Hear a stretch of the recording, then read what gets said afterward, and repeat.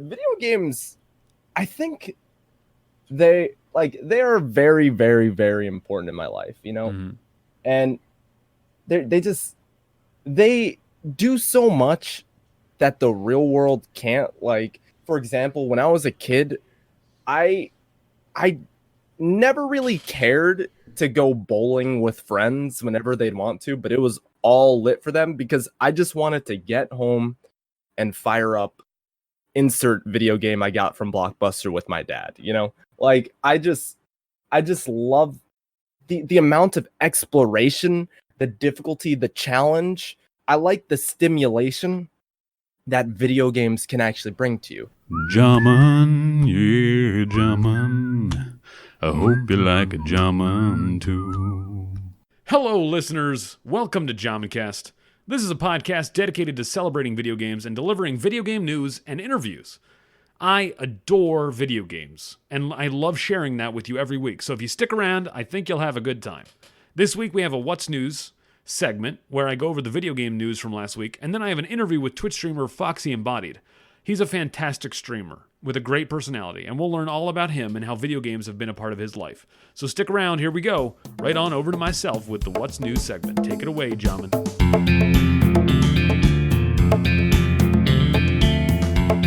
What's news, everyone? Welcome to the What's News segment. It's Jamincast What's News. We're going to get right into the nice, meaty news for the video game industry this week. The first thing I want to talk about is Gamescom. So last week, Gamescom was going on when I released the podcast, so I didn't want to include any info in it because it would end 2 days after the podcast, so I didn't include anything. It's a 4-day event. It's a long event, so I just didn't talk about it. But there's two things I want to talk about this week that came out during Gamescom. Two announcements, or not announcements, but trailers and updates for games that I'm excited about that I think you guys might be too. So the first thing I want to talk about is Kerbal Space Program 2. And I've never talked about Kerbal Space Program before on the podcast, but I adored this game for a bit. I haven't played it recently, but it's one of those games where it's fun to explore. There's lots of mods. You build rockets, you throw as many rockets as you possibly can onto the rocket that you're building, and you shoot it into the sky and see what happens. And if you're really good, if you have a really good sense of exactly how this game works, if you don't, you can actually, go to other planets, go to the moon. I landed on the Mun, as it's called, M-U-N. So it's a rocket simulator with a little bit of a flavor to it that's more like The Sims, right? Like the characters, your little Kerbals, they're not humans. They're little Kerbals that are like almost like minions that are green. They have two eyes. Minions have two eyes. But you're not so worried about them. When their ship explodes and their faces, you're not worried about them as much, right? You don't have this sense of attachment because they're kind of goofy characters. But I mean, it is sad when you strand one on the moon and you have to send another one to save them, and they also get stranded on the moon. That's sad. So back to Gamescom, Kerbal Space Program 2 was announced. The second Kerbal Space Program, which I wasn't expecting. I didn't realize we were going to get a sequel to the Kerbal Space Program product. Phil Savage, who's at Octator, reporting for PC Gamer, reported that Kerbal Space Program is releasing in spring 2020. So if you're looking for the game, there's no official release date, but spring 2020 is when Kerbal Space Program 2 is coming out. Star Theory Games is the company making this game. They're replacing Squad. So Squad was the people who made Kerbal Space Program. KSP2 will be made by Star Theory Games. And they've released quite a bit of videos, and they've said a lot to try to quell people's unrest, if there ever even was unrest. They want to make sure people realize that they love this game. The video trailer they released is an homage to one of the more famous KSP fan videos. So they want everyone to know that they're going to take care of this franchise. So KSP2 will have multiplayer and mod support. And in the new version, will there be updated graphics and interstellar travel. So no longer are you going to be locked to just the Kerbin system. You can go outside the Kerbin system, and you're going to be able to construct things more than just rockets, more than just planes, more than just rovers. You can now build colonies. So you're going to be able to construct giant colony ships. I'm assuming you're going to have to construct them in space. I don't know if you're going to be able to launch them as colony ships. But not just those vehicles. You're going to have quite a bit more stuff to construct in the base game. And of course, there'll be mods, so there'll be mod support to increase, the game's lifespan and all that. So I'm excited about KSP 2. That's a great game. Can't wait to play it. It's going to be coming out on Steam and other digital platforms in spring 2020. So if you like rockets, if you like spaceships, wait for spring 2020. And then something I'm excited about because I'm a big Dragon Ball Z fan. Dragon Ball Z Kakarot, a trailer for it came out, and I'm really excited because it's a Dragon Ball RPG. And I like Dragon Ball Z. I like RPGs. You put them together, I'm pretty excited. Of course, Xenoverse wasn't my favorite game. It was kind of a little bit clunky. I don't like the idea that the game, like, the world had so many different loading screens.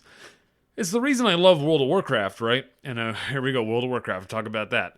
The reason I love that is it's seamless. There's no loading screens between areas. You just keep moving and the game continues. And this is a single-player RPG, and I'm okay with loading screens if you need to put them in, if you figure your game needs it. That's the one thing that worries me, though, is that there will be relatively small areas, and there was we'll talk about it in a second. So it releases early 2020, according to Bandai Namco, who's the publisher. Twinfinite.net had an interview with producer, and I'm apologizing for butchering this name, Ryusuke Hara. I hope I got that close. And then we got the interviewer. I'm going to butcher your name. It's Giuseppe Nelva. They're at Abriel on Twitter.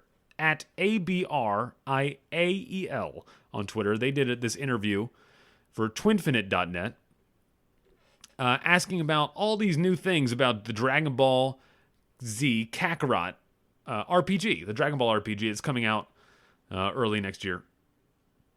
So one of the couple of the questions they asked, they said, so among the new elements created by Akira Toriyama himself, specifically for this game, there's a new character, Banyu. She's a former member of the Ginyu Force who left the group because she doesn't want to be part of that old-fashioned posing. And that's a direct quote from the interview, old-fashioned posing. So this is a new character created completely by Akira Toriyama, suggested by Akira Toriyama, by Akira Toriyama for this game. She appears just in a subquest, not in the main story, and Banyu is a 100% original character created, designed, and suggested by Akira Toriyama himself.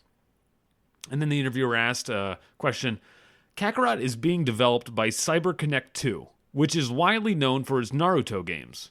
Yet for me, they're first and foremost the studio behind the Dot Hack series. Since this is an RPG, is there any Dot Hack DNA in it? And Ryusuke Hara responded, CyberConnect 2 is known for their beautiful graphics and dynamic battles with intuitive controls, like those you see in the Naruto series. I think these achievements also extend to this new game. So, sorry, Miss Unicorn Farts, who I interviewed, I forget what episode it was now. It was episode 7, I think? She was a big fan of the Dot Hack series, and before her interview, I had never heard of the Dot Hack series. So to see that CyberConnect 2 is making this game, and to see that connection between someone I've talked to and I know personally and their games, and because she's been streaming the Dot Hack series, and then this new game coming out, I was very excited. But sorry, Miss Unicorn Farts, it doesn't sound like there's very much connection between the way this game is designed and the Dot Hack series. But we'll have to wait and see for the true answer to that question, because it's not a real definitive answer, right? So one of the guidelines we're following while developing this game is something we call the Goku experience. This is a response, by the way. One of the guidelines we're following while developing this game is something we call the, quote, Goku experience. We're thinking about how to immerse the player in the feeling of being Goku. Fishing was indeed already present in the original Dragon Ball, so we thought that it would be a good thing to implement because eating is certainly very important for Goku. You can collect ingredients, bring them home, cook and eat together. We thought all of this would fit well in this game. So cooking and fishing is in the game. You can do that as Goku. And then the interviewer asked, the game is not actually open world, and this is one of the problems, again, like I said, beginning of this segment, or this section, that I'm worried about loading screens. I'm worried about the size of the world. I don't want to be constantly having to bounce in between loading screens. But the interviewer asked, the game is not actually open world, so how should we think about the maps? How big are they? And Ryosuke responded with, "It's difficult to put the size of the areas into numbers, but we're trying to give the best Goku experience to the players. We're trying to provide the feeling that you're at least free to fly around without restrictions, even though there are restrictions." So again, not the best answer. We'll see. The game could be good. I adored some of the RPGs they had for the Super Nintendo with Goku. You could play some of those. I played them on emulators. I never played them on my actual Super Nintendo. I played them on emulators. And those are really good. Being able to play as Goku and then you get into battles and stuff, it was a great game. So I'm excited for this just because it's an RPG and it's got Dragon Ball Z attached to it. But I also think there's a lot they need to do to make it not clunky. It shouldn't be a clunky experience. It should be a smooth, streamlined experience. I want to be Goku, and I want to get into the world. I don't want a bunch of loading screens. I don't want a bunch of tooltips. I don't want a bunch of stuff telling me how to play the game. The game should be simple. It should flow well, and it should be a great experience.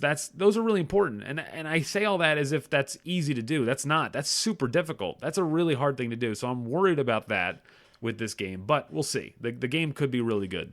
I'm excited for anything Dragon Ball Z, anything RPG. And now I want to talk about something huge. I think this is huge, really.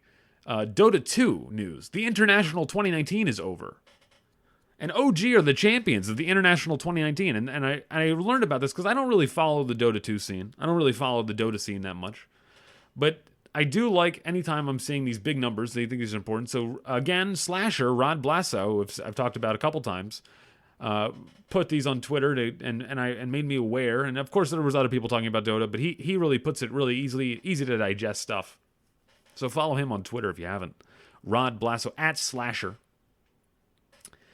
But the International 2019, OG are the champions for 2019. They are the first two-time back-to-back international champions. So if you're looking for the champions of the International, 2019, OG, they got them both. 18, 19, OG did it. And they now have the single largest esports prize of all time of over $15.5 million. Team of 5 players, $3.1 million per player. Look out, Boogle. We got $15.5 million last week spent on these guys. I think it was the total prize pool was in the 30 millions, excuse me. $15.5 million for the winners. OG has now won $27 million in 2 years of playing Dota. And No-Tail is now the highest grossing Dota player to ever play the game. He's now the highest earnings esports player of all time in prize money at nearly $7 million. If you win Wimbledon in 2019, you get $2.9 million. If you win the Masters in 2019, you get $2 million. If you win the Indy 500 in 2019, you get $2.6 million. Of course, this is all Rod Blasso. Okay, I'm just reading from him, basically. If you win the Fortnite World Cup in 2019, you get $3 million. If you win the Dota 2 International in 2019, you get $3.1 million. Your team gets $15 million split up. Isn't that crazy? Isn't that insane to see how much money is being spent? But okay, for me, it makes sense. This makes the world make more sense to me. This solidifies the spot for video games for me and how I understand them in my brain. They've been such a big part of my life. They've been such a thing I love. To look at this, it makes more sense. Because growing up, you would watch the Masters. And you wouldn't watch the Masters. I wouldn't watch the Masters, but it would be on TV. And for me, in my brain, I was like, I have no interest in this. How is this much money being spent on golf? And I'm sure there are golf people out there that could tell me why that's such a big deal, why so much money was being spent there. But to see video games now making that much money, spending more money on their winners, that solidifies to me what's going on in the world, right? That makes more sense. But it's all good. So now I want to move on to my favorite game of all time, World of Warcraft Classic. So World of Warcraft Classic is out. It's out. It's in the world. It's a real thing. It actually happened. Dreams do come true. Just so you guys know. But before it came out, I talked about it last week during What's Jamming. There was a classic looking for group add-on that someone was developing, and Blizzard posted before Classic came out. They posted, "We believe the nature of Classic LFG is incompatible with our social design for Classic. We will be adding restrictions to the Classic add-on API that will significantly limit this add-on and others like it.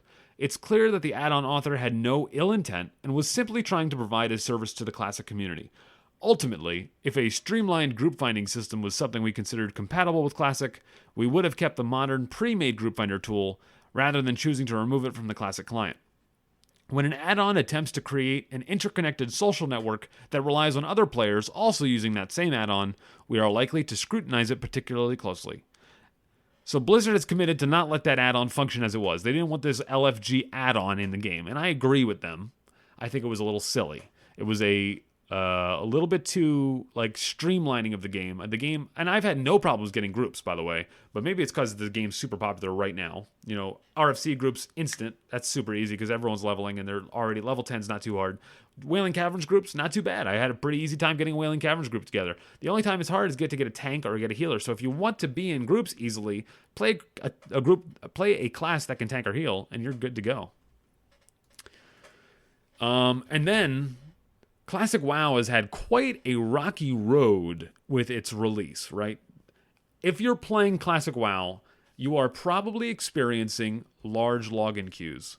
There are probably some large login queues for you right now in Classic WoW if you're playing it. If you're trying to get on, you're probably going to be stuck for a little bit. So Blizzard is noting, and they released this, and there's some other things I'll talk about in a second, but with hotfixes we are currently deploying to all WoW Classic realms, we are substantially increasing the number of players that can be simultaneously logged in and playing. We expect this to result in smaller queues for realms that have large queues, and some realms should no longer have queues at all. It's kind of crazy how long the queues have been. I've sat in queue myself for 4 hours on one day. I've had friends tell me that they just gave up on queues. They just gave up and they'll play another day. I've had people tell me they were sitting in queues for hours, 2 hours. There's been 10,000 people. There's been 25,000 person queues. It's been insane. The viewership for this game on Twitch spiked at over 1.1 million viewers on August 26th, 2019. The launch day of Classic, August 26th, it was August 27th in Europe. 1.1 million viewers were watching this game on Twitch. To put that in perspective for World of Warcraft itself, when Battle of Azeroth launched in August of 2018, they had a peak viewership of 605,000. About half the viewership. A little over half the viewership. World of Warcraft Classic is massive. And it's so massive, Blizzard has had to install new servers, which they talked about that they were ready to do. They were ready to implement new servers, but I don't think they realized how many they were going to need. So as of this recording, there are 30 North American servers. When they launched the game, when they released their launch list of servers, they had 11 servers on the launch list. They had planned for 11 North American servers. They are now up to 30. There are 4 Oceanic servers currently. The plan was to launch with 2 for Europe. And I'm not including Russian servers because it's been difficult trying to find the Russian information. The European servers, there are 19 English servers right now. They had planned to launch with 7. They had 7 planned for launch. There are now 8 German servers. They had only planned to launch with 2. There are 4 French servers. They had only planned to launch with 2 French servers. There are so many more. They've had to increase the number of servers so quickly because the queue times have been so long. And even for me, my queue times have been long playing this game. And I don't want to leave my server that I'm on, even though they're opening up all these new servers. I don't want to keep playing with these servers. I don't want to switch. I don't want to go to a new server. So another thing that happened, Joker D from Mograine, a European server, is the first player ever to hit level 60 in World of Warcraft Classic. He hit it level 60 on August 30th. He played a mage, and he AoE grinded his way. He AoE ground his way all the way to level 60. He played for 79 hours in 4 days. 79 hours played in 4 days. To put that in perspective, a normal work week is around 40 hours over 7 days, right? This man put 2 weeks worth of time into 4 days. It's an incredible amount of effort, and he deserves all the recognition for it. It's quite amazing to see that type of dedication in this race. Just really incredible. I mean, whoever hits level 60 first, you knew they were going to be it was going to be an incredible amount of effort. I mean, that guy, he maybe slept for 2 hours a night. He had to like eat on stream, probably poop on stream. Probably, I don't think he didn't have a camera on him. Okay, so that's probably good. But those colostomy bags and that diaper he wore, I don't know. Incredible though. So if you want to play, obviously AoE Farmer's a mage. Apparently that's the incredible way to level to 60. That's what's been going on in the news. That's what's been going on in the world of Warcraft, in the video game industry. And that's what's news. So this week, we're not going to have a What's Jommin' segment. I decided that you guys don't need to hear more about me. I talk about myself enough on my stream, so if you want to hear about that, go there. So I'm going to skip right to the interview. I'm going to go right over to my interview with FoxyEmbodied. So if you don't know this man, you should follow him on Twitch. It's twitch.tv/FoxyEmbodied. He's a great streamer, fellow streamer of mine. He's playing Classic WoW right now. He played Heroes of the Storm, lots of games. This interview came out, it was about a week ago we did it, and so now I want to share it with you. So here you guys go. Here's my interview with FoxyEmbodied.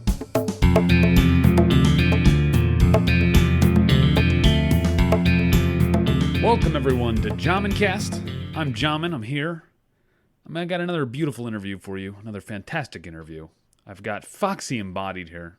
How you doing, Foxy? Should I call you Foxy? Should I call you Dan? Call me Dan. Dan? Okay. All right.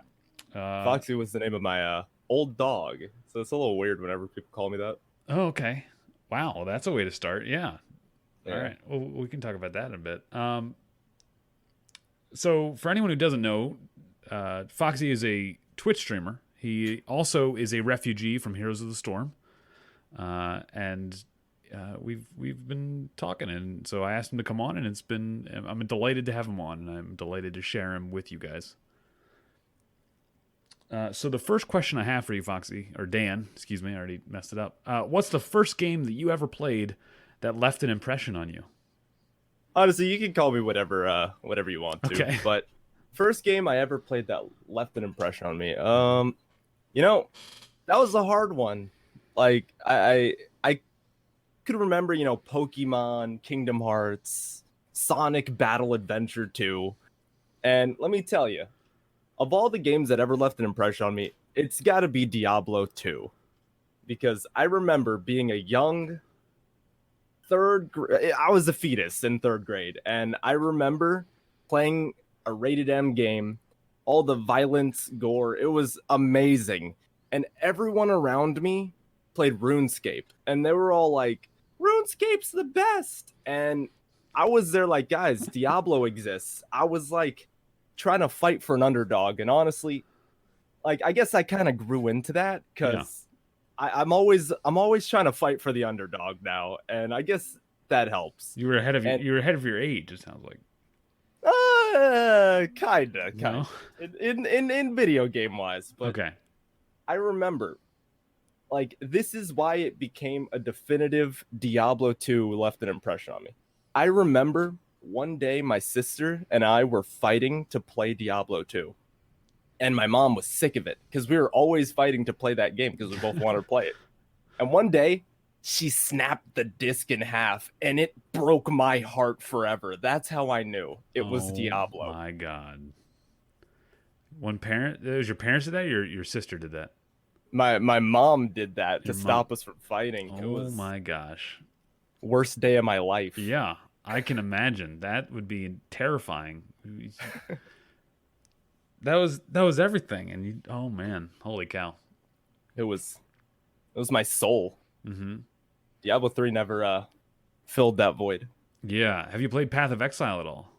Yeah, Path of Exile is a good one. It's the thing of Path of Exile is that it's too much in my opinion. You know, Diablo 3 had Mm-hmm. like you pick a character and you pick one of three trees. Well, you can mix them up, but it's like necromancers at cursing, summoning. You know, do I want skeletons? Do I want to shoot teeth at people? Yeah. Do I want to? Yeah, it had all that stuff. But Path of Exile, it's like, all right, buddy, you get to choose where you're gonna begin on this massive web of like thousands of things. I'm just like, oh, do I want +2 attack or +3 crit? And it's hard to choose. So that game's too much for me. Yeah, I started playing Path of Exile. I think I got to like level 5, and I was like, oh, okay. If I want to get better attacks, I have to go through all of this over here to get one better, like my melee weapon damage on my third swing. You're like, wait, what? Yeah, yeah. It's Uh, so hard because you can't plan ahead because it's just too big. You'd have to spend like days trying to figure out which way you'd want to go in the most optimal way. It's hard. yeah, and I know there are people who love that. That is like their favorite thing about the game is that it has this insane web of craziness. Because that's what the developers talk about. I know I've heard them talking about game design, and they've said we are never taking that away. That is core to our identity of our game. And I'm just like, all right, well, that No, I mean sucks. it's good. Yeah. It's I mean as frustrating as it can be, like it opens the possibility for so much. And Mm, like I always view Path of Exile in such a positive light because Diablo 3 is more it's more casual, but it's too casual. Like you get like basically when I played the game when it first released, I could go back and play it in 2019 and it's basically I'm playing Diablo 3 the exact same way. hmm. And I don't really like that. With Path of Exile, each new season, you can open many new potential possibilities with what you do, and it's awesome. Yeah, it does. Their gameplay does change with all their every update. I remember the last time I played, there was some kind of blue. Like every time I opened this thing, there would be blue. Like the floor was falling away, and you don't want to get caught in it. And that's completely new gameplay, like a gameplay rhythm. They just add a new rhythm to the game that was not there before. While yeah, Diablo is literally the same thing. The only thing really different about Diablo is that they removed what the Inferno difficulty, and they made it like I don't even know if the scaling difficulty matters in Diablo anymore because you're going through greater rifts and just trying to get higher and higher and higher, and it's the game scales as you progress through the levels as opposed to having to set the difficulty of and there's like 7 different sliders, Yeah. and it's And crazy. the riffs are all the same too. Hmm. Like and it's just hard to play it. Yeah, there's only so But many variations. Yeah. yeah. I remember I would always go for every single time I'd try to do a competitive Greater Rift, like every single one would fail unless it was the really slow zombies, and that was it. And it's just hard to be competitive in that. But Path of Exile is really fun because they're always changing it up. You know, I Hmm. don't even think I got to level 99 ever on Path of Exile. Yeah. This, yeah, it's a great game. I just wish I could get lost in it, but it's hard for stream content. You know. Hmm. So speaking about stream content, what do you play now? So I when I first discovered you or found you myself, you were playing Heroes of the Storm a lot, as I think all of us were. And then I don't. Are you still playing Heroes? What's going on with that? Oh boy. Okay. Yeah, yeah. I So when know it it's a comes to can of Heroes, worms. yeah, Heroes of the Storm. Well, I love that game and it's really fun, but I have a huge problem with it. There's so like my community is kind of based around that game, Hmm. so that's what they love, and that's what'll make a lot of familiar places or people come back. So the thing is, I can't play that game forever. I don't know how anybody can do it. I'm Yeah. my personality. I don't like to do the same thing like all the time, always. I need the variety. If I'm playing an MMO, if I play one class, I need to change it up because I can't stick to one thing because Hmm. it just drives me insane. With Heroes of the Storm, that was one contributing factor to why I stopped. But now there's grouping in ranked, and ranked kind of was a lot of motivation to play. And ranked, it doesn't feel competitive. It feels like who has better group mates rather than all right, 5 solos versus 5 solos. If you're better, you're gonna edge it out more Yeah, often than not. yeah, It's hard now. Um, but yeah, I play it from time to time because I don't hate it. It's look, I'll cut to the chase. I'm really looking forward to Classic WoW, right? yeah. Like everything else is filler. Right. Yeah, exactly. I feel the same way. I literally played Heroes today and I was just like, yep, okay, great. Is Classic WoW out yet? I'm like checking my Yeah. watch. What I've been doing to fill the time is play just different variety games, you know. Hmm. After I was kind of like with Heroes of the Storm, I went to Sekiro Shadows Die Twice, the samurai Dark Hmm. Souls game. Oh boy, I was hard stuck on that forever, but it was so satisfying. Did you beat it? Yeah, I did. Oh It was shit. great. Probably not the best Dark Souls I've played, but it was good. It was Yeah. good. I got stuck on some purple monk boss. He has one health bar, and I never beat him. I never got one. I never got stabbed him once, so I never. And I was just like, all right, well, maybe I'll come back to this one day. And I just haven't ever like opened it up again. Like, hey, let's go beat that boss. I'm like, Yeah, it's too hard. yeah, Honestly, like the first time I played it, I got hard stuck and then I just quit for like 2 months, came back because chat was like, "You're bad." And I'm yeah, like, "Okay, guys, I gotta satisfy you." yeah. And I got good, yeah. It was You got to get good. That definitely hard. 100%. All those Dark Souls games. Oh my god. Yeah. Especially that one, because that one requires you to play a very specific way. Like usually in other Dark Souls, you can dodge and hit them whenever, and that Hmm. works. But in that game, that is you're gonna have a tough time doing Yeah, that. and there are different weapons and different, Yeah, attack. You can play do styles. magics. You can do, yeah, range It's stuff. great. Hmm. That's why I don't think Sekiro was the best one because all you had was a samurai sword and some prosthetics that were kind of side. Hmm. Uh, It was good. It was, yeah, it was great though. yeah. But after Sekiro, which recently ended, I've been I've been playing Warcraft 3 in preparation for Classic WoW, of course. Nice. You know, I Yeah. have never played the story in that game. Really? Yeah, I've actually haven't played Warcraft 3 since like last year, and I only played like versus bots because I would get farmed by bots. Hmm. Yeah, so the Warcraft 3 story is actually pretty good. I'm Yep. almost done with Reign of Chaos. It actually holds up, even the gameplay, honestly. Reforged is gonna be good. Have you done Stratholme yet? Yeah. I'm Okay. on the Night Elf I can never remember campaign. where in the campaign it is, but purging Stratholme is like, oh, like, Yeah, iconic. yeah. Yeah, And then you it's learn. I great. mean, did you know in Warcraft when you went to World of Warcraft what Oh Stratholme yeah, was and all that? You knew. yeah. Okay, you knew the story at least a little I'm a bit. Wrath baby. I Okay. did the Caverns of Time Stratholme. Okay. So was that your first introduction to Strat? You never saw. Did you ever do vanilla Strat Yeah, before I that? actually never played Vanilla WoW. Yeah. I only played in Wrath of the Lich King. I mean, I did it like to level, Hmm. but I It had haven't no played it in meaning. its prime. Yeah. Yeah. Not until the culling of Stratholme. Then I Hmm. was like, oh wow, that's this place at level 60. Yeah. Oh yeah, that Yeah. dungeon that I didn't even. Yeah.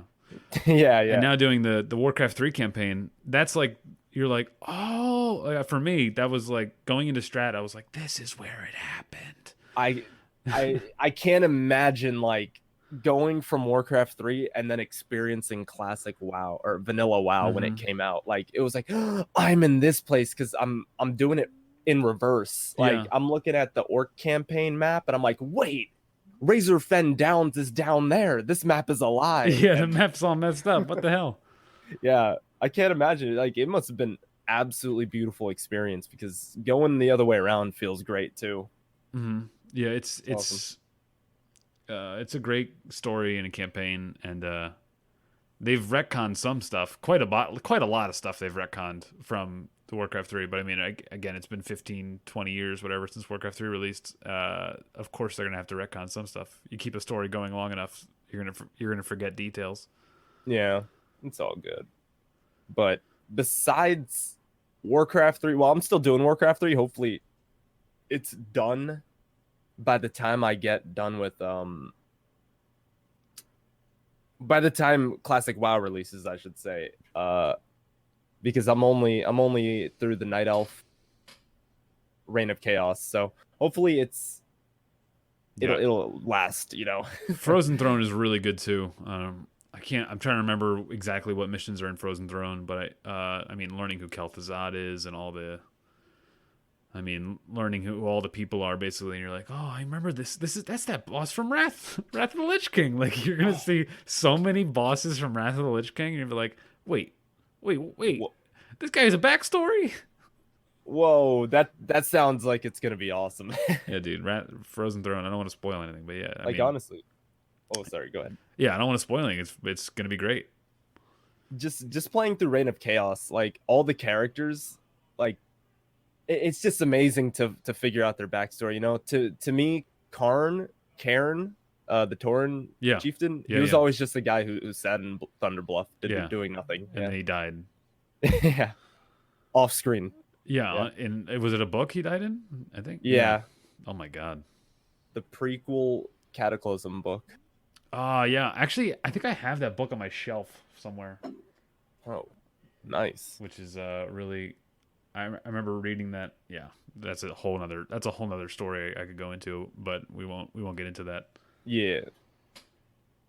So I want to ask you how, and we've already really delved quickly into this, but how video games impacted your life. So like as a kid, you playing Diablo 2, your mother breaks your CD. How did video games impact you? Uh, it made me very violent for one. No, Okay, wait, um, are you serious? no. Okay, I'm just like, because literally my next question was a joke about, did it make you violent? I was like, wait a second, is this joke not gonna land?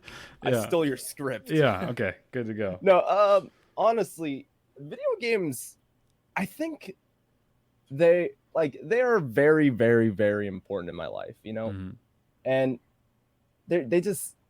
they do so much that the real world can't. Like, for example, when I was a kid, I I never really cared to go bowling with friends whenever they'd want to, but it was all lit for them because I just wanted to get home and fire up insert video game I got from Blockbuster with my dad, you know? Like I just love the amount of exploration, the difficulty, the challenge.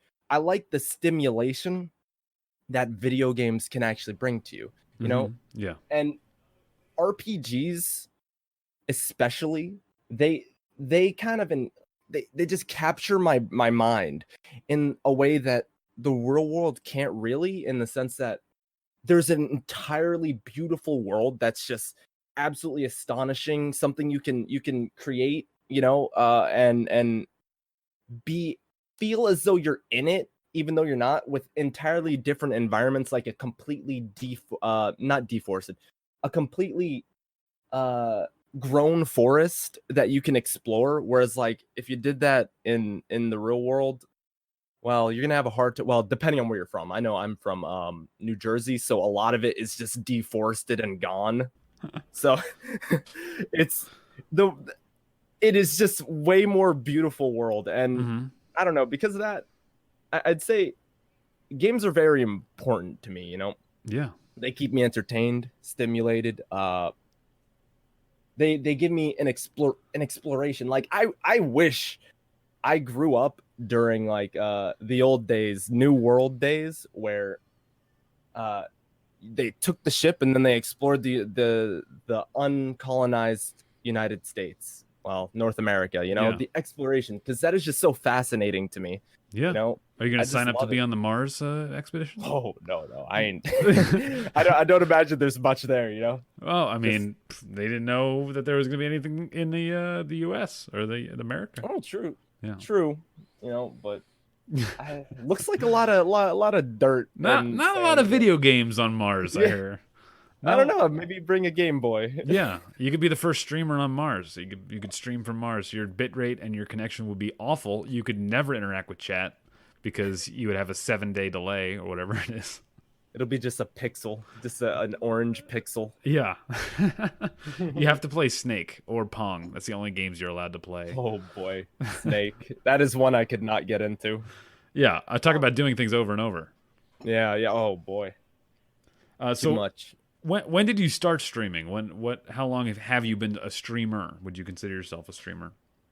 Okay, actually, I started streaming About a year and 2 months ago, and I was playing some Heroes of Storm casually. It all just started out with my two friends, and one was a partner in the Philippines, and it was basically like, hey, if he could do it, I can do it. So let me go ahead and give this a shot. And as it turned out, I love doing it. Like, there's nothing more that I enjoy than interacting with chat, making some fun times and laughs. So yeah, I started streaming around a year and 2 months ago, and I got affiliate like a month after due to the help of my friends. Yeah. That's the origin of that. Yeah, streaming it's entertaining people can be totally addicting. I mean, if you get people loving it and responding to you, it's a good feeling. It's true. Like when I was a kid, I would always get in trouble with my mom.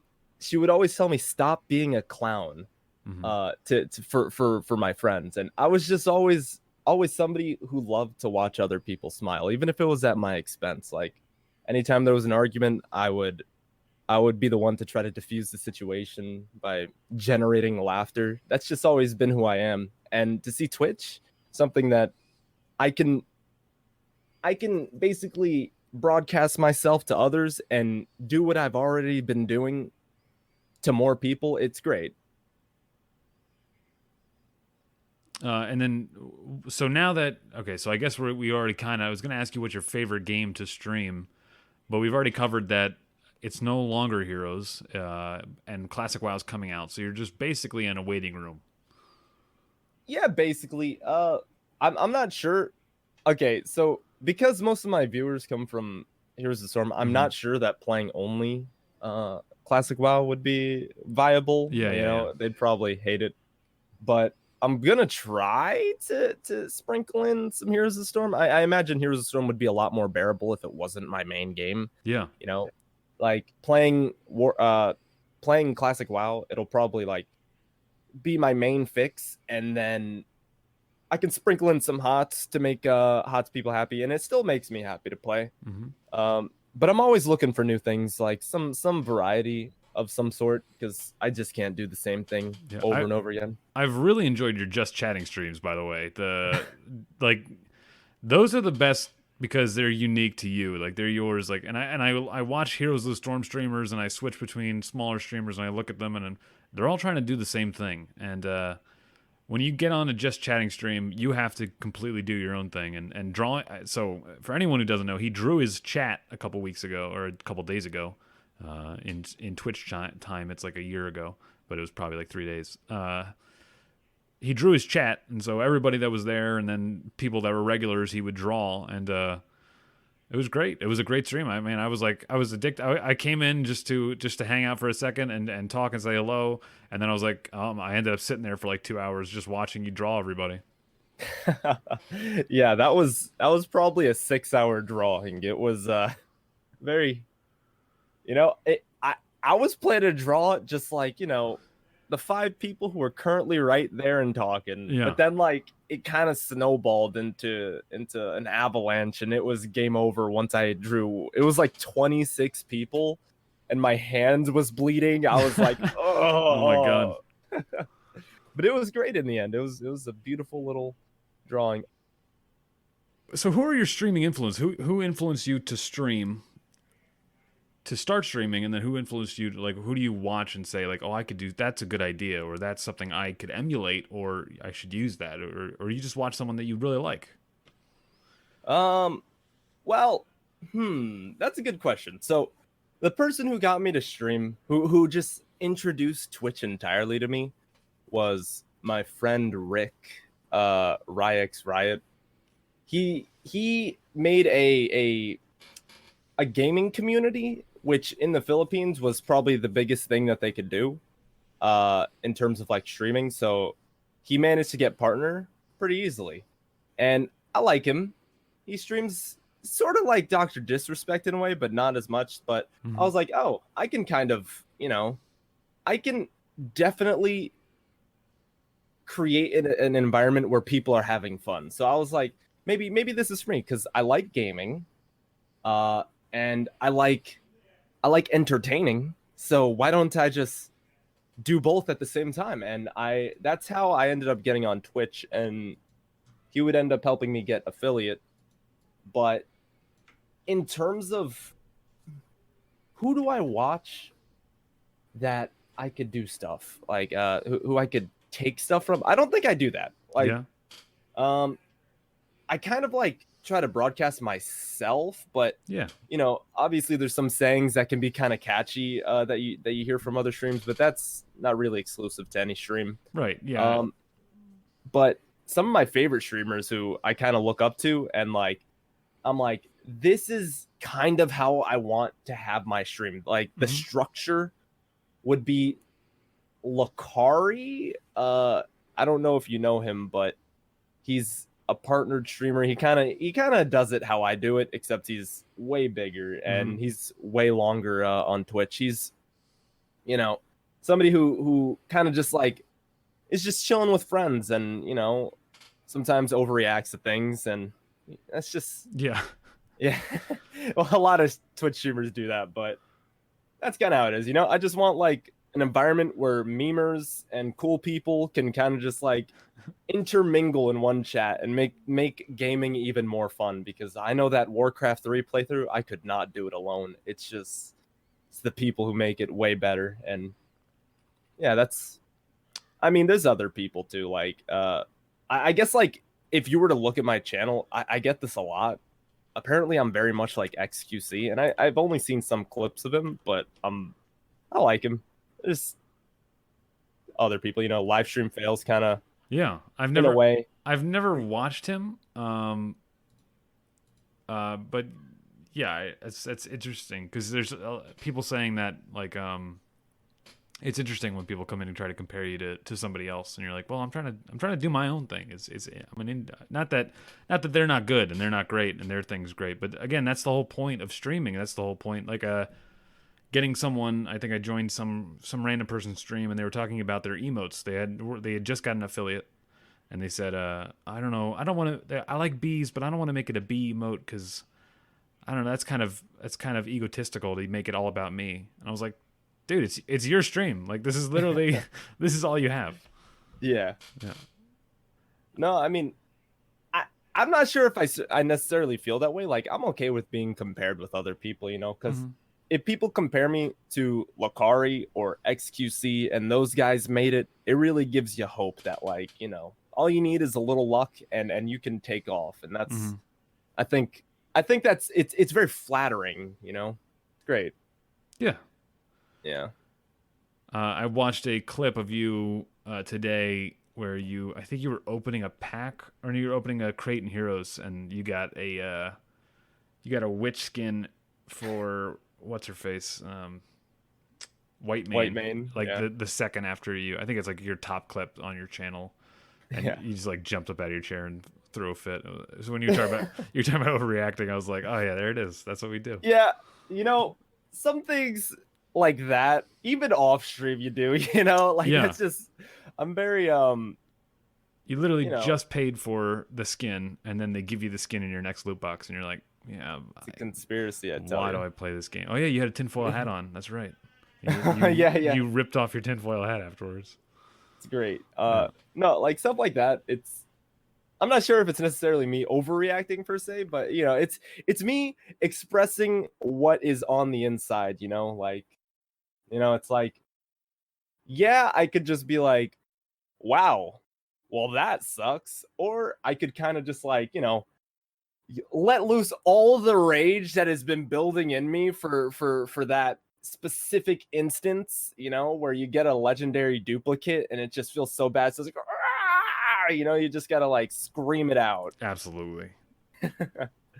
Bring everyone along the That's ride for you. Yeah, I think I played a little Heroes today. I was just like, this is like my energy was just plummeting through the floor. yeah, that's game is kind of it's kind of not really that it's hard to actually create content from a game that is so samey, like uh at least in our rank where everybody takes it very seriously and you can't really do anything silly, or otherwise you kind of get farmed. So I try to make like, you know, I mean, I don't know if I'd call them skits per se, but like, little dramatization reactions during for filler, Mm-hmm. during cues, something that can Yeah, you or during death complain timers. about somebody or yell about somebody, or yeah, it's great.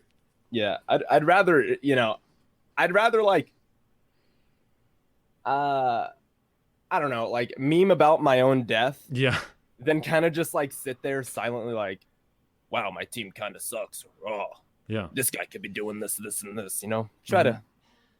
to, make some smiles and not make some frowns. That's Absolutely. All right, so after Classic WoW is out, we're all gonna be playing that. Is there any other game you're looking forward to in the future that you're like, that's a game I can't wait till that game comes? yeah. So that's a hard one. Mm-hmm. I mean, I guess like there's the only thing that is necessarily on my radar, like first thought would probably be Cyberpunk. Yeah. Uh, I what feel is it, like I 2077? asked this question just so people can tell me Cyberpunk 2077. I have literally not had a single other answer to that question from everybody, and I'm always like, man, that game is hyped. That they did a good marketing 2 years out before the game is even released. You know what it is? It's not even just that. It's like there's nothing on the market right now. Yeah, Like nobody's coming out with anything that looks even remotely good. Like that's the only yeah, game that I can think yeah. of that like We're about to just play classic WoW. We're going back to 2004 for good stuff. This is yeah, what we're right. doing. Oh my god. It's bad when you got to go back for the good. It's Yeah. like nothing else is really, you know, I can't think of any other game besides that's coming out, Mm-hmm. The Yeah. only thing I can think of is like CD Projekt Red is making quality products. I'm not necessarily all too hype about the cyberpunk Yeah. genre, but looks good. Yeah, Hey, I've heard good I'll play. things. It seems good. All right. I mean, I'm not sure if there's anything else coming out. It's just such a huge game drought right now that we're in that it's just hard. Oh, Yeah. you know what's one? Masquerade Bloodlines, two, the vampire game. I'm probably gonna play that. It looks pretty solid. I've heard a lot of hype about it. That's, Oh, I Borderlands 3. oh, Oh, sorry, go ahead. Borderlands 3 is a great one. Yeah, that'll be good. Yeah, I actually haven't played. Well, I played a little bit of Borderlands 2, Mm-hmm. but it's so hard for me because I didn't play it during current when it first came out. Yeah. So I've been trying to play it this year within the last 2 months, and it's hard for me to play a game that just seems so dated. And I don't know. It'll be Mm-hmm. hard for me to try to finish that for Borderlands 3, but Borderlands 3 looks really good. Yeah, the guns are always fun in Borderlands. I'm the same as you. I played a little bit of Borderlands 2. I haven't actually like ever beat it, but I got like I don't know a couple hours into it, and then I was like, all right, great, and then never really. I kept starting new classes and trying new stuff, and then being like, all right, well, I never actually finished the thing. You know what it is for me?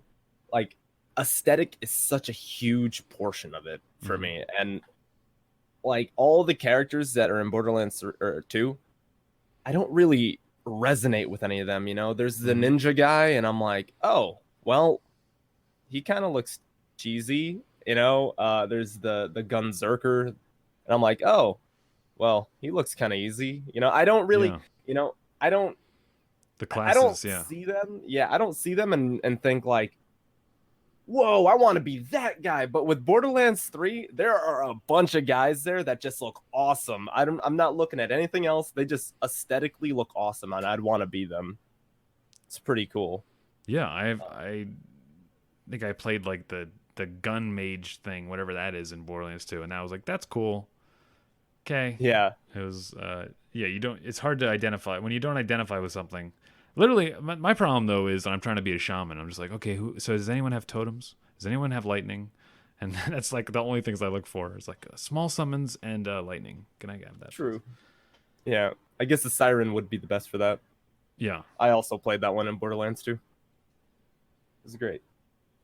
But Borderlands 3, the characters in that look awesome. There's gonna be like a robo death dog suitor or shooter, and I don't know, like to the spy. It looks really cool. I think, like just like in terms of just like aesthetic of the classes alone, they look way better, and that at the very least has me hype about it, you know. Mm-hmm. Whereas Borderlands 2, I know it's a good game and it's very highly regarded, but it's very hard to get into a game that just feels so old. Mm-hmm. And the community is old too, so everyone there already knows what it is usually, and there's not a ton of like everyone exploring together and that community feeling that you get the part of a tribe of, hey, let's explore this together, let's find this together, and you feel like you're kind of not part of the pack. So it's hard to Yeah, get into a game when you're not part of the pack, really. for sure. It's especially hard for me because, I don't know what it is, but like story games on Twitch they just tend to draw backseaters, and it makes it very hard to enjoy. I've Like, noticed you hate backseat game. You don't like anyone telling you how to play? oh, okay, so okay, here's the thing, right? Oftentimes, whenever I try to play a game, or that's a story game, I try to do it completely blind. That way, I can feel like I'm accomplishing something. Like Sekiro, like it was hard, and I got hard stuck on a lot of things, but in the end, I managed to do it without any guides, any walkthroughs, and it Wow. felt so satisfying to beat. Yeah. In a story game, I I definitely don't want somebody who watched YouTube videos on it to come in and be like, "Hey, there's an item, 2 steps to your left, and then 3 paces forward, and then take another right." And Mm-hmm. I hate being micromanaged. In a game like Heroes, where it's a competitive PvP game, if somebody wants to pop in like, "Hey, you could be doing this, this, and this better," I'm all good for criticism, but Yeah. I think like in story games, especially on the first playthrough, I if somebody's trying to like spoil or backseat, it kind of feels like spoiling to me, mm-hmm. It's just not letting you get to what you want. Like if you're trying to lead somebody to a secret, the secret's no longer a secret. Yeah. My And my friend did that with hard. Sekiro for me. He's like, "Have you got the sword so you can kill undead things?" And I was like, "The what? The what now?" And he's like, "Yo, you have to go here, here, and here, and here." And I was like, "Okay." And I did, and I didn't think about it when he was telling me at the time, but after he told me, and I was like, "Okay, well, where do I go now?" Like, Yeah. like now what? Now what do I do? Tell me. And I'm like, I have no idea where I am because I just followed your directions, and now I have no idea what's going on. Yeah, that's how it is. Like I just feel like if you listen to others while playing a story game, you're gonna get lost. You're gonna Mm-hmm. lose out on experience, the experience of the game that it's intending for you because somebody else saw it. And I don't know what it is, but story games, I don't know why there's people who kind of like troll they patrol the story games, and they're like, how can I ruin this guy's experience? and, and let me tell you, I put it in the title. I'm like, no backseating, please.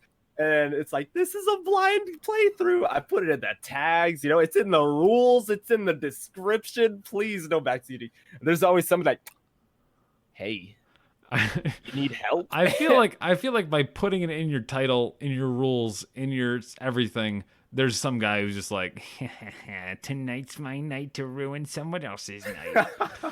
And they see it and they're just drawn to it. You're Yeah, gonna get moths to that fire that you're built. honestly, before I played story games as often as I do now, because I used to play Heroes of the Storm, I had it in like the rules, it was just in like one place. But then like it was one game, and every time there's a backseater, they're always telling you stuff, and I'm like,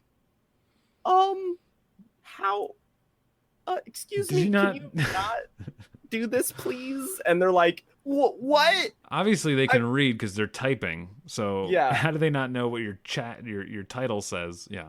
yeah, that's what I'm saying. Like, I'm like, it says it in the title, and they're like, I'm not backseating. Like, there was somebody who was textbook backseating me, and I just said, hey man, can you read the title or the rules, please? Because I don't mean to be a jerk Mhm. whenever there's a random guy. But they're just in denial about the backseating, and that's what makes me the angriest of all. At least own it. All right. So for classic WoW, have is it the same thing? Are you going to be like, are you going to do it solo, or are you going to group up with people? Like, how are you approaching this game? You know, I'm trying to approach it as a 12-year-old who goes to GameStop, gets classic WoW, and then goes home, installs it, and then they try to play. I'm trying to be as blind as possible. Mm-hmm. But also like within the this week, I've been like, all right, classic WoW's coming. I gotta look at this and this, and Yeah. it's kind of irresistible to look at stuff. But Yeah, I mean, choosing your um, class and all that, you're like, I don't even yeah. like that's hard to do in one day, and you're like, oh, first day, and now I have to do this, and yeah. Oh yeah, definitely. What Choosing class was hard for me. what class are you gonna go with? I mean, you obviously you can change at any time. You're not locked in. This is not for anyone watching and listening. This is not a lock in. Okay, this is just a what right now are you feeling?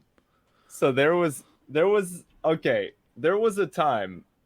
Okay, let me just say right off the Mm-hmm. bat. Okay, as Mm-hmm. soon as I was very interested in classic WoW, I was like, okay, I would like to be a druid because they are versatile. They can do a lot of things. And then I got like an influx of, but druids are garbage. And I was like, oh no. And then, they're like, you're gonna have to be put as a healer all the time. Are you prepared for that? And I'm like, no. And that kind of made me have to like, soul search for a Mm-hmm. new class, Yeah. which made me find priest. I Mm-hmm. didn't want to be forced to be a healer, but if I was supposed to be a healer, I'd be a priest. At least just little, options there, kind of in a Yeah. way. And Shadow is always an option. You can always play Yeah, Shadow. It's supposed to be definitely, really good in PvP. exactly. Yeah, I thought about the PvP as well because that's going to be big for me. The mana burn looked awesome. Just the leveling actually looked awesome. Like you don't really get to use wands. Mm-hmm. And apparently priests get to use wands a lot, and that's a different play style than I'm used to. So, Yeah, but especially in the live game, no one. I don't think do you even have a wand anymore in the live game. I think it's yeah, completely no, gone. they just removed it. Yeah. Yeah, so I was like, hey, that would be pretty cool. But just yesterday,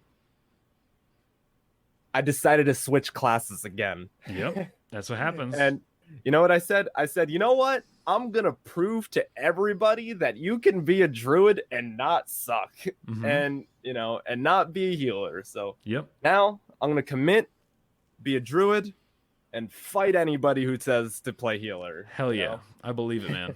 I Honestly, I mean, think this game is a game that you play the way you want to play, unless you're gonna be like, "Hey, let's go for world first Ragnaros, world first Kel'Thuzad kill. Like, let's go to the Naxxramas, guys." Like, dude, druids yeah, can literally do everything. Like, you're not that by the time you ever get to like the top of the top of the top, you'll be like you'll figure out the idiosyncrasies of your class, and druids are fine. Like, you I think people underestimate how good they are because obviously they've people don't like playing them. They get like tired of them, and it's just a flavor thing. I think druids are really good. I honestly, so shaman's my main. I think a druid's gonna be my alt if I ever have a time to roll a second I hear that character. a lot. Hmm. Yeah. And I'm not Uh, healing on either of them. So what your plan is just to you're playing classic. Have you figured a server out? oh yeah. Oh yeah. On who I'm gonna be playing with, Hmm. I don't necessarily have a group, but like it would be nice to like, I mean, I've been asked a lot to join groups, but I'm like, ooh, I stream, so that might be a problem because Yeah. some people are not very stream friendly, even though they're friendly. Hmm. So, like, I'm gonna try to either find streamers to play with or play it with people who I know 100% are stream friendly. Gotcha. Um, in terms of server, okay, so I was gonna play on Fairlina because that's where a lot of streamers are going, and the hostility towards streamers on other servers like Hmm. Harad, like like the people's server, no streamers allowed, like that didn't seem like it would be good. Hmm. Seems like it would be more likely on a server like that. I'd get you know, stream snipers trying to ruin it for you, and I was since Fairlina was looking a little bit too full, like apparently there's gonna be like several hour queues. Yeah. Yeah. Yeah. So I was, just waiting, looking for a new server to pop up. And just yesterday, a new server popped up, and it's Scarum, Mm-hmm. based off of the boss in AQ. I think it's Prophet Scarum. Yeah. So I made a character on that server and got the name I wanted. So What'd that's you? probably what I'm gonna be rolling on. What name did you get? What is it? Foxy? Foxy embodied? Figgy. Figgy. That All is, right. yeah. That is a nickname that I've had for a very long time because my last name has Fig in it. So Nice.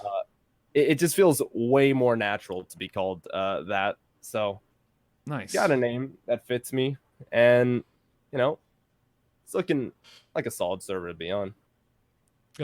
So I just remembered that your name we started this whole thing about Foxy is your it was a pet you had. Yeah, yeah. Do you want to talk It about was. that at all? Oh yeah, sure. Tell me Okay, tell me about so Foxy. so I said that my friend introduced me to Twitch, Mm-hmm. but actually years before that, um, I had a girlfriend who was an ex at now. Mm-hmm. Basically, she had a friend who was a mutual friend, and he was really cool, and he streamed on Twitch. And from time to time, I'd want to, talk to him on his channel. It was a very casual streamer.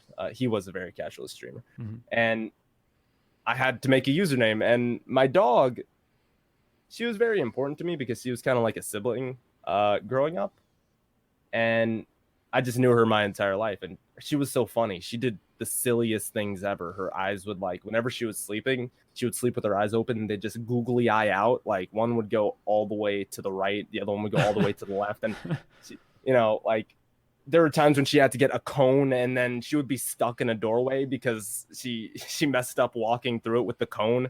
And she was always the funniest little creature in the world. And she was a meme. So I don't know. I just, in a way, she was kind of my spirit animal because I try to meme it up sometimes, and I Yeah. was like, you know what, my name is gonna be FoxyEmbodied because the dog's name was Foxy, and Yeah. I kind of wish that I changed it before I actually start streaming more seriously on Twitch because it feels weird. Like, I never really expected anybody to call me by Foxy, Yeah. and And you're like, wait, that's yeah, not my name. That's not me. I'm not yeah, Foxy. yeah. It's always like, Yeah. uh, you can call me Dan if you want, and it's always Foxy. I mean, I don't mind at this point. Yeah. Yeah. One thing that burns me up though, like, I like to be unique. Mm-hmm. Like, I've just always tried to be unique, um, in things. But oof, the amount of Foxy, like, anything. There's so many on Twitch. I don't know what it is, but on Twitch, everybody likes I foxes. didn't notice that. I've Yeah, never looked it up. yeah. I know like three foxes who are not me, and it's really, I hate it because I'll go on their stream, and even though their name isn't Foxy, they'll just have Fox in their name. They'll get the nickname Foxy, and I'll be like, "Hey, you're calling that person by my name. Hold on a minute." Like, it's so petty, but Yeah. Yeah. oh, I hate it. Yeah, I went Yeah. on a classic WoW, and my name was Jamin was taken and on a server, and I was like, "Well, who takes this name?" Oh man, that's rough. Just you switched the S for a J. I thought I was unique. I was very smart when I did this. Okay, this is Oh no, it's all good. That was on Farolina. I don't even know if I'm gonna check out some of the newer servers too. I don't even know. Whatever server I get into first will be the server that I play on. no, I'm not trying to coerce you or anything, but Scarum Squad. Scarum Squad. Yeah, We'll see. Yeah, best server. I gotta. Yeah, it sounds fun. I don't. I would love to play with you. I gotta find out what everyone else is doing in my group. Yeah, yeah. It's so hard to kind of manage everybody at the same time, Hmm. like being a streamer, so many people, different people, but like you're not necessarily like really tight with them, but Hmm. like you're tight enough that you'd want to play with them, but you know that you have some people that you're really tight with, but then like they also have people who they're really tight with, and then like they might roll on one server, and it's so hard to actually like make everybody on one server. Hmm. I have a guy It's who's gonna roll. I think he's gonna go on Alliance, and I was like, "Well, I'm a shaman." And he was like, "Okay." I was like, "All right, got oh, it." that is tragic. Yeah. I was going to roll in the same server as him and then kill him. And I was like, that'll teach him. Yeah, that's great. Honestly, like rivalries like that are amazing. Yeah. That's awesome. That actually would be a good idea. We should totally do that. Yeah. It's awesome. I mean, that's all my questions I have for you today. Thank you so much for coming on. I had a great time talking to you. Yeah, it was great. It was fun. Sure. So for anyone who's listening, on Twitter, you can go to @FoxyEmbodied. It's FoxyEmbodied. And follow him there. And then on Twitch, it's twitch.tv/FoxyEmbodied. Same spelling, EM. And so look at the title of the stream, or the title of the podcast there, guys. It's right there. It's true. All right, man. Have a great one. I'll see you around. I'll see you in WoW. I'll see you in Azeroth. I'll see you in Azeroth. Thank you for having me.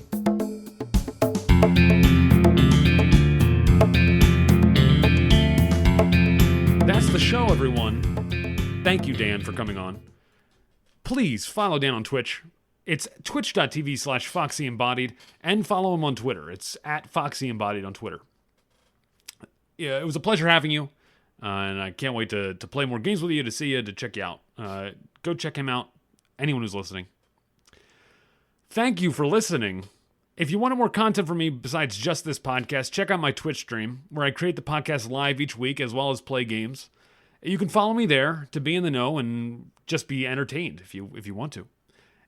You can find me at twitch.tv/Jamin. Also, I'm on Twitter. It's @JaminTheShaman.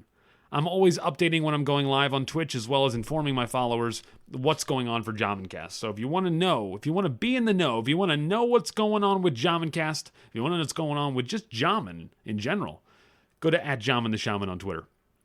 And thanks so much, everyone. I hope you have a great night, have a great life, and have a great morning.